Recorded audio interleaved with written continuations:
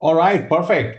I hope that was good to wake everyone up. Thank you so much for joining, everyone. Once again, we are here with some phenomenal content. I think we wanted to touch upon this topic for the last few weeks. We did not open it up because we kind of wanted to go through the data from actual clients, from actual stuff that we do. We currently optimize more than 300 websites actively, and more importantly, we as an organization run about 11,000 experiments a year. So there's a lot of information that gets thrown at us.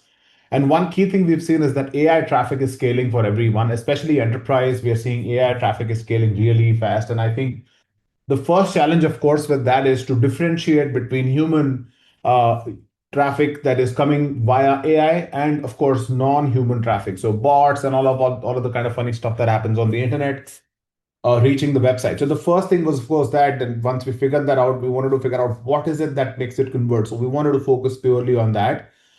While I have more than 15 different things that you can do to fix this, I think at a fundamental level, I just have one idea for everyone today. And through the next 15 or so points, I'll try and explain that idea to you.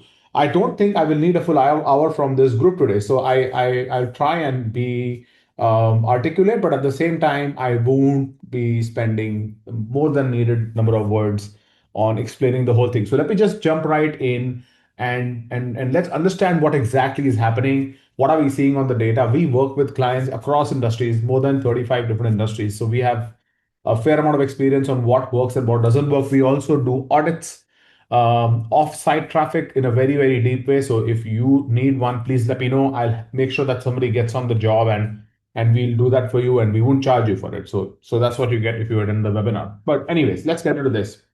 The first reason why I think AI traffic is going to be very important going forward is we are seeing that the conversion rate for AI traffic is about 50% higher than everybody else. So people are converting a lot more. And I think the real reason for that is because this traffic arrives with very clear intent. They know exactly what they're getting into even before they land. Compared to search traffic, where you say top 10 flower stores around me or something like that, which is traffic that is not really sure that they're essentially dumped onto a website from Google. They don't have context. They don't understand what the brand is about. But AI is already bringing some intent into the picture. So that's why it's important. The fundamental shift is Google search, answers, Google optimized pages. When people come from Google to a website, the pages are first supposed to answer what it is, which means you have to answer what they just landed on because they just saw the meta title and they just saw a few details and they just jumped, right? Whereas with AI optimized pages, you have to start validating the discovery that they've just made and be a little bit more conversion aggressive, And so I'll try to expand on what this really means as I go. But the fundamental thing that I want everybody to internalize is that the AI shopper already knows you to some degree before landing on the site. What's also happening is, let's say if you're a luggage brand, it says, hey, you know what, peak design, what are the alternatives of peak design? So they're like, okay, there are two more brands that are alternatives of peak design. The price for this one is more, the price for this one is less, but however, the reviews are pretty good, and you should buy them because whatever that reason is, right? That's the context that they come with, right? So what they might already know is who the competitor is, what the price range is, what the features are, what the reviews look like, and so there's a lot that they already know. And so what you want to do is fix what they might be looking for. What they're looking for is immediate trust, confidence in decision, and confidence in the purchase. Once you've created those two, three things, there's of course post-purchase confidence. What happens once I'm done? Who will set it up? All of that kind of stuff, right? So there's a lot of information on the screen. I'm going to keep going. If you have any questions as I talk, please put it in the chat or you can just put it in the Q&A section. I'll try and take it up as I talk. If it's not relevant to what I'm talking about in that moment, I'll obviously take it up at the end. So I will leave another couple of minutes at the end just to take questions. So getting in again, I want to just break this down and start with the home page because that's where a lot of the brand discovery happens. Although I know for a fact that a lot of the paid traffic lands directly on landing or product pages. If AI traffic is landing on all kinds of places. Also, the other thing that's happening is people are going to chatbots. We have seen this, and it was hard to connect the dots on this. but direct traffic has slowly gone up. So for stores that we work with and we've worked with for many, many years, we are seeing that direct traffic is up 10 to 15%. And the reason is people are discovering the brand on a chat GPT or a Claude or a Perplexity or what have you, and they are going and Googling the brand to go and access the website, right? Because they're still not habitual of clicking the links in those chat tools. And they have that muscle memory which kind of kicks in. So interesting things, interesting times, times where we need to now optimize so that robots like us a little bit, and then they in turn tell the humans to like us, so that the humans finally like us and then buy something. So I'm gonna help you with a few things you can do to make that happen. The idea should be to answer fast instead of long form copy, immediate answers to questions. What is it? When will it get delivered? Why should I buy it? Why this? Why not that? All of those simple changes will completely transform the way all of this works. Or the other way to look at it is how are you creating decision support for someone who's buying?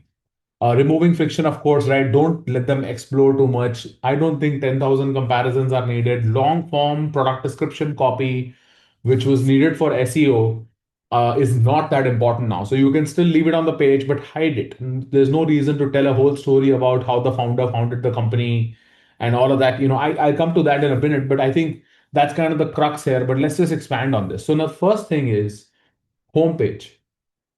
Things that you need to do less of are long brand stories. We've been around since the last 300 years, right?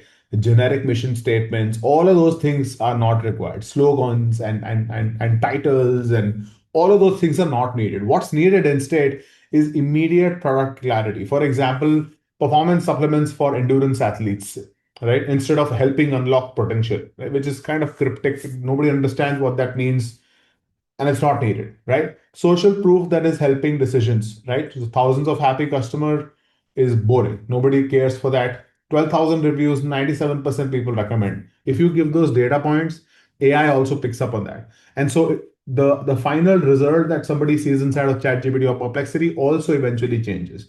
I also want to give you one more pro tip. Okay. Research your industry, your competitors, and your product on these tools and see how you are being referenced at the moment. What are they saying about you? And don't immediately on your website, on the content you write, on your own social media, don't immediately start disagreeing with that, right? A key part of getting citations and making sure that AI likes you and then in turn people that are seeing you in AI like you is to start with agreeing with it and then slowly navigating into a place where it has data points so that it can evolve its opinion of you and then kind of go from there. That's why they're called language models, because contradictions confuse them.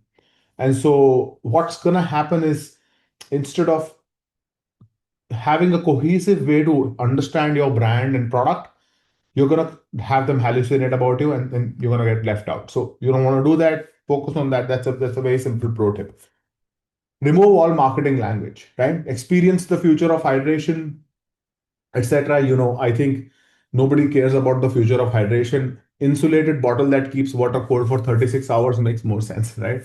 Renee has a question. So, how important is social proof on homepage as seen on Opera, Good Housekeeping? It's very important, but I think you have to differentiate. If your social proof is one of those icons that you see, the news icons that you see, they're kind of everywhere now, so you have to articulate it in a way that it looks good, right? So I'm going to show you an example here, Rene, and I think that will probably connect the dots. The left is what SEO needed: your story, where did you originate, all of those things. And then the other piece is a lot of evidence, right? Why we are better, other bottles, best for, not for, why customers choose us. So you are just directly talking to the customer's intent. In the funnel, there is the classic marketing funnel, right? There's discovery of your awareness, consideration, decision, purchase, and then loyalty. uh, AI traffic comes in consideration stage and SEO traffic comes in awareness stage. So you will still need that scrolling marquee, Renee, and I'll take a look at a website after this. But point is, you will still need that, but you got to talk directly to the customer on the website. And I'll maybe take a look at it, and I'll be able to give you more pointed highly relevant advice, suggestions. So changes we've recently rolled out across our own clients. So I have four such sections today, and I'll just run you through those. The first one is everywhere where the brand was talking about, their brand story, so to say.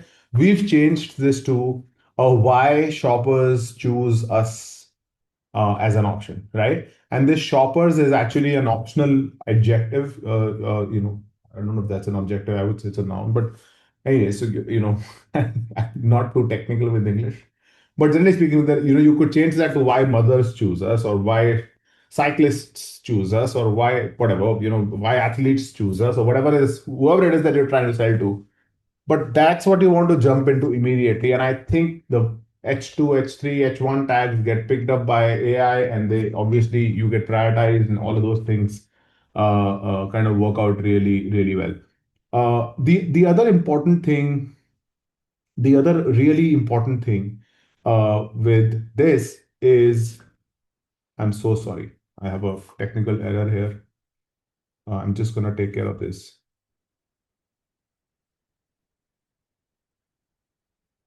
There you go. Perfect. I was switching networks. So now the other important reason why this is important is why this works is because I think the average time on site has also dropped drastically. Because what's happening is with Google, right? Alternatives were presented in a sequential way. So you had a couple of Google ads on top, followed by two, three, four, five links. Now you generally refer to the first couple of links, wherever the copy is good, you click and then you go away, right? So now you get 1 minute of exclusivity with that person. With the chatbot, what's happening is they're getting four options that are visible in a single line, and so they are essentially able to see three, four things in one shot. And and so that's bad for you because you get about 10, 15 less seconds than you would. So that's another reason why you've got to talk directly to the customer, right? Collections page, again, I have seen countless websites, even now in 2026, where the collections page has this needlessly long explainer on top of it, right? A category introduction, if you may. And I think there was a time between 2022 and 2025, I don't know who did it, but somebody told all e-commerce websites that they have to have a ton of text above the products in the collection page. And that is advice that might have worked for SEO at that point in time. I don't think it works.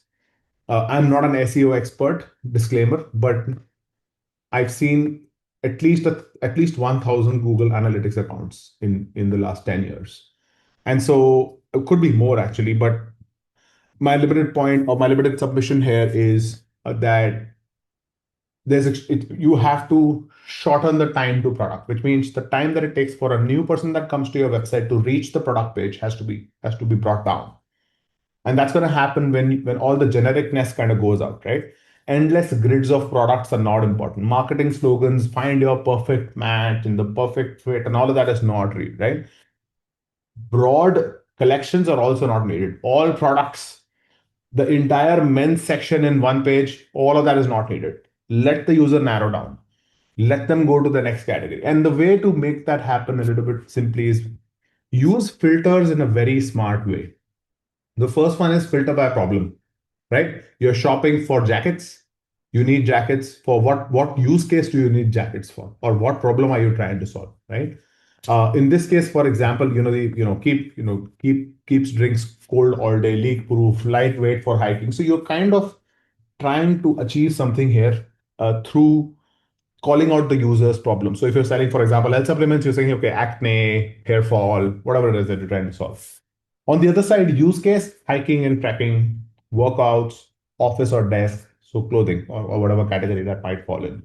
Comparison cards should not be an option, is what I feel. What that really means is that especially if you are a site which has low SKUs, less number of SKUs within categories, let people see the comparison upfront and instantly understand out of the four things that you offer, which one's the better one and which one isn't, and where do they save money, and which is the value pick, which is the performance pick, etc. That's actually the right way to also show people why there's a 20, 30, 40, and $50 variant, which is you have to always position your own, like Apple does it in an extremely nice way. It's that the $20 variant is the value pick, the $30 variant is if you have a larger family, the $40 variant is for early professionals, and the $50 variant is the extreme version of the product. So you have the kind of person you're trying to describe when you show all of those variants and kind of do that. Best for, which is exactly what I just explained, best for school, for example, Apple has an entire product line for kids now, right? And those are actually the cheapest products. But you can't say, hey, this is our cheapest product. So they call it product line for college and for kids, and they have a whole program around it. But all kinds of people buy those products. It's not that only kids buy it, right? So that's the way to essentially think about it. This is a quick comparison of what a category page looks like when it is optimized for SEO versus if it is optimized for AI. Do you see what's happening here? Right? What's your goal? What's your distance? What is your foot type? What problem are you solving? So if you just make some selections, it narrows you down. It brings you to a product that makes sense. We've done this many times for our clients. We've run experiments as well. They work like a dream. And we also try an A/B test. So we try two, three versions of this so that we're not cluttering the page, adding too many options, too many buttons, and just help them crack the exact thing that works. Right? Now let's go to the product page. The most important page on your website is your product page, of course. A lot of traffic lands here. This is where the bots are actually learning about you. This is where learning about the product. And an outsized amount of time should be spent on optimizing and reviewing the product page. So what do you need to reduce? The first thing I want us to give up is cryptic, hard to understand product titles, right? The Aero X200, nobody understands what that means, right? Again, origin stories, keep them short, keep them crisp, keep them believable. There's no need for really long descriptions, right? Uh, Importantly, very, very detailed spec sheets or specifications, right? Or if some basic information is hidden, like delivery information, payment information, all of that should not be hidden. There are four things that matter. On the product page, there are four things that matter. The first thing that matters is the image of the product. I'm talking about the human eye, not the AI. The first thing is the product. The second thing is the product name. The third is the price, right? And the fourth is the transaction related detail, which is when does it get shipped? How do I pay for it? All of that basic stuff, right? If you see Amazon, those are the only things they focus on. They focus on product images, name of the product, and available tomorrow, delivered today, delivered tomorrow at so and so PM, buy now. And then there is all of the other auxiliary stuff. There are products which have reviews, don't have reviews, and Amazon spends an outsized amount of money, effort, and time on collecting reviews. So if you any effort you spend on collecting reviews will always work, and you have to make sure that they're highly visible. So then another thing I want to add is social proof. Of course, having been seen on Oprah and Good Housekeeping and all of those things are fantastic. But if you can put user generated content of actual people using your actual product right on the homepage, the product page, there's nothing that drives trust than my neighbor telling me that something's nice. And when I say my neighbor, it essentially means an average Joe, someone who I can relate to, someone like me who likes the product and does it, right? That's how large brands get created. That's how Lululemon was formed. It was not for, Nike was formed with what they call the halo effect, right? Which is that they got these massive athletes to use their products so that everybody else uses them. But Lululemon and all of these other brands, the new age brands, are getting apart from, of course, doing massive, large scale campaigns and all of that kind of stuff. They are also getting created because you see the other guy wearing them, and they look nice. And there are people saying, hey, this is so nice, the quality is great. And that's how that gets created, right? So what works is immediate product clarity, leak proof, smart water bottle, and keeps your drinks cold for 24 hours. Very simple, right? Social proof that is instant to understand, right? 12,000 reviews, 96% people recommend the product, right? Fulfillment and returns, clear trust signals, right? 2-year warranty, secure checkout, all of that stuff that you already know. But the bottom line point is the product page layout cannot be what we've been doing for the last 10 years. We have to evolve and we have to change. I also want to emphasize that the information that you put on your product page is going to be consumed by robots and humans alike, which means AI and human alike. And so there is a balance you have to strike, because if you are too data driven, then you are playing to the AI and you will get found and cited, but you will not get bought, which is a downward spiral, because then you will not have mentions, you won't have reviews, and somebody else will go bigger. So that's obviously a double-edged sword.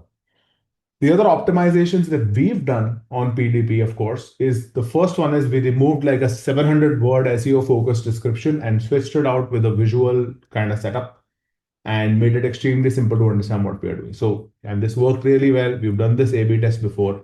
Also, just to let you know, we didn't entirely completely remove it. What we instead did is we just put it in a hamburger, sorry, an accordion menu, which means you can just click and you can read it if you want. Nobody really ever reads it anymore. Nobody's reading dresses are timeless wardrobe staples. Our dresses are made from organic linen. It's good to know. Just tell me that it's organic linen. Don't tell me a story about it. That's what's important, right? Guys, once again, if you have any questions, please put it in the chat in the Q&A section. As Renee's already begun, I got a DM just now with a question. It would be fantastic if everybody else can see your question. Also, got it. I'm gonna answer your question in a bit, right? So, mobile specific edits. Now, mobile is the most important thing.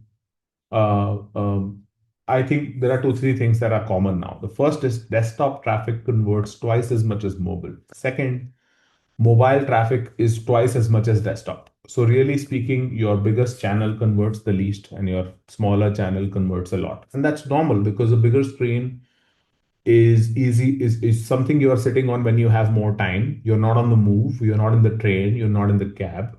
And so you are able to take your time to decide, and decisioning is twice as easier. So conversion rate is twice as higher. Whereas on the phone, decisioning has to be fast, it cannot be interrupted, and it needs to be something that's a bit of an impulse. There are needs, there are wants, as I say, right? There are products that are painkillers, there are products that are health supplements.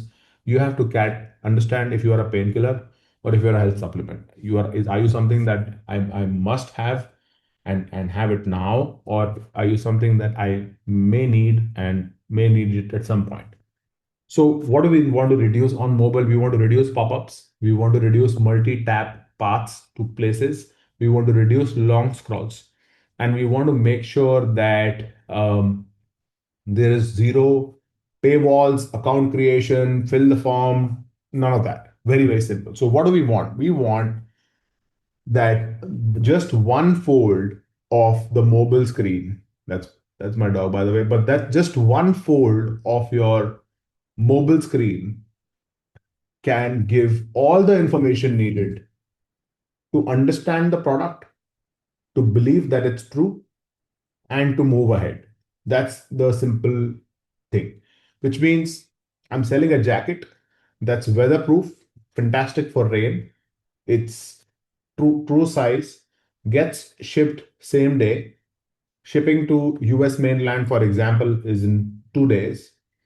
You can add to cart, sizes are available. I can click the size guide and there are reviews. So a full picture, nothing is missing. Make the whole decision fit one thumb. This is the best way that I can put it, right? And then please don't let people type.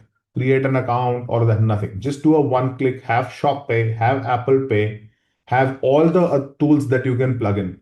Lose the 1, 2, 3% that you're losing in revenue to those tools. Please do it because it just makes life easy. If you're doing a subscription, we have our friends at Loop Subscriptions. They do a fantastic job. You can of course check them out.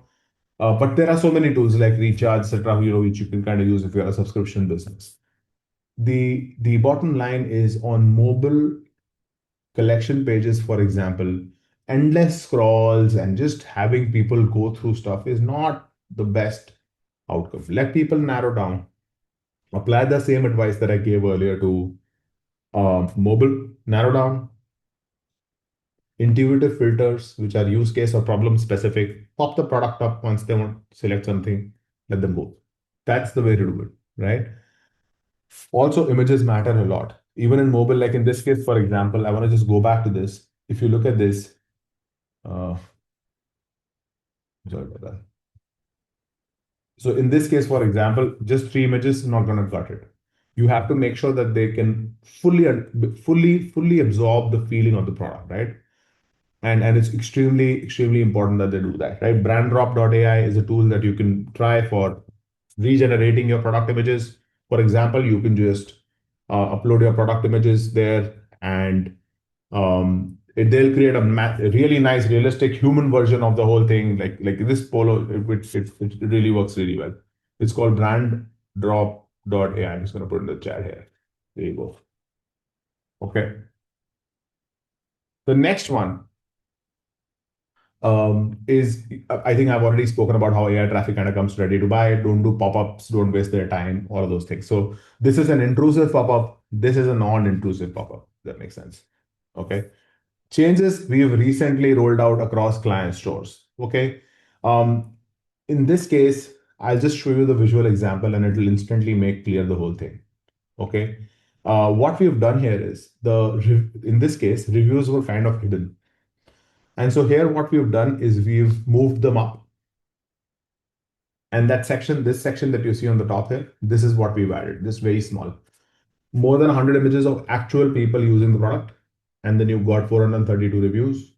Very believable, immediately absorbable, very easy to understand. Okay. So now I'm going to give you three tests that you can run on your own. This is it. The next 3 minutes, we are finished, and you can ask me any questions you have. But there are three tests that you can do. The first one is validation versus education ratio, which means there are two types of content you can have on your homepage. There is the education stuff, which is about us, my mission, brand story, our founder, our process, company history, all of that. And then there is validation, which is reviews, user generated content, pictures of actual people using your product, right? You've got outcomes, guarantees, logos, all of those things, right? What is the ratio in which this stuff is laid out on your website?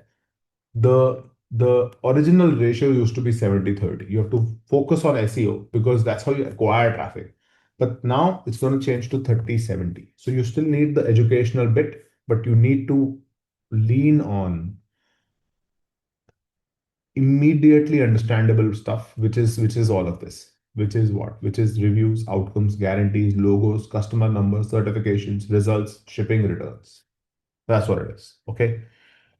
The second test is just simple question, which is, does this reduce uncertainty? For example, our founder started this company. Nobody is gonna buy. I mean, of course, it's a good thing to see. I actually have been giving this advice to people since forever. Okay, that you have to, if you own a business and it is your business, you have to put your face on the website. You have to help them understand that this is not coming from a dark warehouse somewhere. It's coming from someone who thought this is a problem, and you have to do it. You have to do it. I've been giving this. There is nothing that builds trust more than knowing who I am buying from. Rennie, did I say something wrong? But but the point is, it's good to tell them that, but you cannot anchor your conversion on that. However, 97% of the buyers say the sizes were great, works every time. It will reduce uncertainty, right? Our manufacturing process maybe helps, but it fits true to size definitely helps, right? How collagen works, it's a science essay, okay? It's good to know. Maybe a quick spiel works well. Clinically tested on 312 participants, definitely. Certifications, definitely, right? Validated ingredients, yes. Safe on all kinds of skin, clinically proven, yes. Those things are what will work. And the final test is very simple. Instead of me, which is Shekhar, coming on a call and telling you this, you can also just ask a simple question. Could AI have told me this? Which is anything that is on your product page, which you think AI could already have told the customer, or ChatGPT have already told the visitor, you should try and not repeat it. Or if there's something that they have told and you are not using it to your advantage, is also an issue, right? Which means, what is creatine? AI already answered that. What you have to say is the highest quality creatine source. And you can do a hover thingy where if they hover on the word creatine, you can give them how it helps and what it is. But don't do like a entire like section which is just creating, if that makes sense, right? What is a standing desk? Everybody knows. Our product uses stainless steel. Great. I think it's already established. Probably looks like that as well. Put it in the specifications. You don't need to make a full section saying, stainless steel and all that, right? So, you know, it's a very simple thing to do. You can try this. If I delete everything AI has already told shoppers, is there anything left that sells? If the answer is no, you've uncovered the biggest opportunity. It's a great place to know that you're not doing well because then you can start, right? If you've hit rock bottom, the only place to go is up. I don't mean that in a funny way, of course. I know we are all doing well and I know we'll continue to do well, but I hope you understand what I mean when I say that we've got to evolve. This is the time to do it. AI is of course taking over in a big way. You see that enough number of times on the news and then YouTube and then Instagram and then every day of every hour of every day. But how are we using it to our advantage? That's exactly what I want you to kind of focus on. So yeah, so the biggest mistake that I think people might end up making, and I just want to warn you about this, is when you optimize for AI, right? You are right now focusing on optimizing so that AI can read you. So you're doing like tactics, right? Keyword, schema, structured data, AI summaries, all of that crap, right? Whereas the focus should be to optimize for AI users, which means they have. So, the difference is that when you optimize, in this case, the AI summary is here is an option. Whereas when you optimize for that user who's coming from AI, you're going to optimize for brand A looks good because A, B, C, and D. And so people are going to just do that. I went through a process, a purchasing process for an electronics product very recently. And I think there was a point where I felt that Claude was arguing with me and forcing me just to agree on one specific option that I gave. And that was great. So I did end up buying that product and really happy with it. So you know what I mean? So that's really what the whole thing is. Optimizing for AI, of course you want to make AI happy. That's what you think you want to do, but really AI is your referrer. AI is not your customer. So citations are important. They will come if you just solve for the latter. Do not solve for the first one. That's the long-term game. That's everything that I had for you today. If you have any questions, I'm going to stick around for another minute. But yeah, thank you so much for your time today. I hope this was useful. I think some people joined us a little late, but I'm glad you all were able to make it, and I hope this added value. And I was not, I wasn't kind of sharing anything that was repetitive or something that did not really have. So I'm around for another minute. Please let me know if you have anything.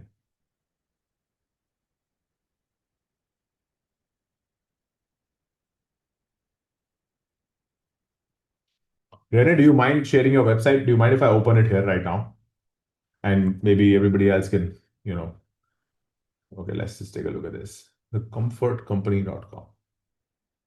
Just gonna, I think I've seen your site before, if I'm not wrong. Comforting sympathy gifts when words aren't enough. So I think this is nice. It feels nice. I want to be honest. Uh,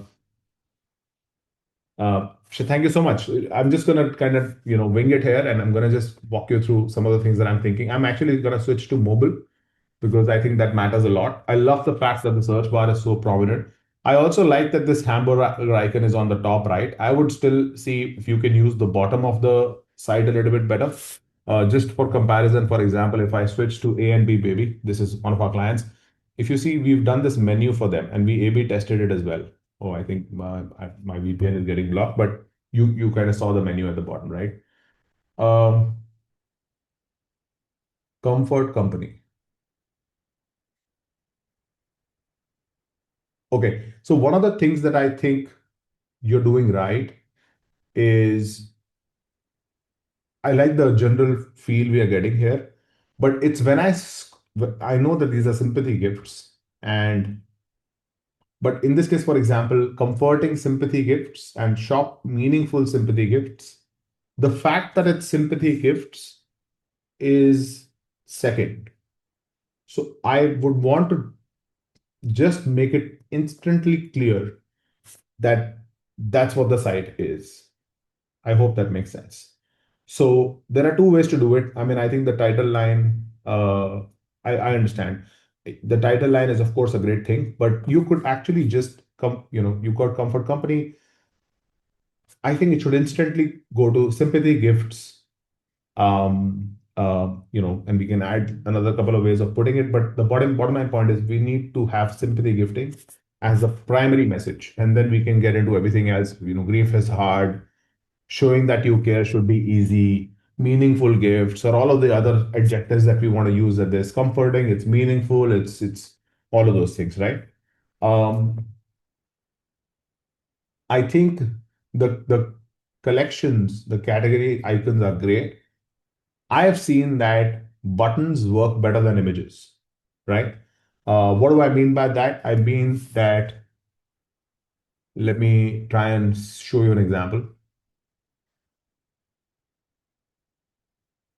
Yeah, so these are buttons. Okay, they're not like they're images, but they're not like full images, if that makes sense. So that's what I would try and do. So here as well, right? Shop are best-selling sympathy gifts, right? Shop bestseller. So sympathy, I think the product should kind of. So what I would say is, I would just do a shop bestsellers, right? And I would show your number one product in the image. If it's this heart, that's great. Uh, and I'll make it very clear that that's the product because that's your cash cow and it should instantly be visible.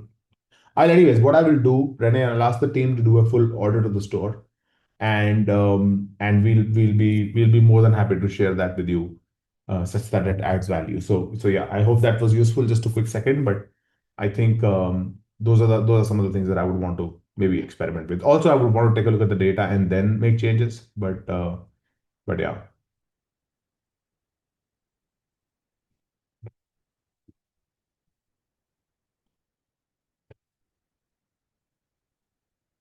Okay, perfect. Does anybody else have any questions?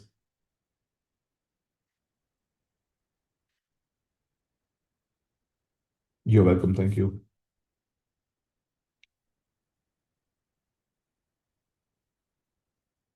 Okay, brilliant. All right. Thank you so much, everyone. Thank you for joining us today. We're going to do another one around AI. So the next one, I'm going to probably nerd out on this thing, but thank you so much, Renee. And yeah, thanks so much for making time to meet with us, and we'll see you in the next one. Bye bye.